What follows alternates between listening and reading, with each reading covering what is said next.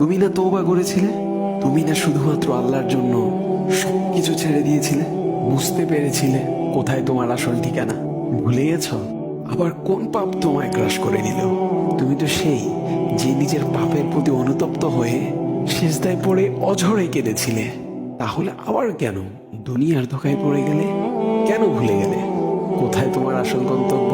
তুমি কি হার মেনে নিয়েছো নফসের কাছে? তুমি এত দুর্বল? ভুলে গেছো তুমি কার বান্দা? কে তোমার রব? তোমার রব তো সর্বশক্তিমান। সর্বশক্তিমানের বান্দা আবার কখনো দুর্বল হয় নাকি? মৃত্যু পর্যন্ত লড়ে যাও তুমি। শয়তানকে দেখিয়ে দাও তোমার ইমানের পাওয়ার। শয়তানের ধোকায় পড়ে অনেক পাপ করে ফেলেছো, তাই নিরাশ হয়ে গেছো তুমি, তাই না? তুমি কি জানো না তোমার রব কতটা মহান? তিনি তো তোমাকে ক্ষমা করার জন্য অপেক্ষা করছেন। তাই ফিরে আসো সেই রবের দুয়ারে, যার দুয়ার কখনো বন্ধ হয় না। ভিডিওটি ভালো লাগলে একটি শেয়ার করে দিবেন, হয়তোবা আপনার একটি শেয়ারও কারো হেদায়েতের উসিলা বনে যাবে।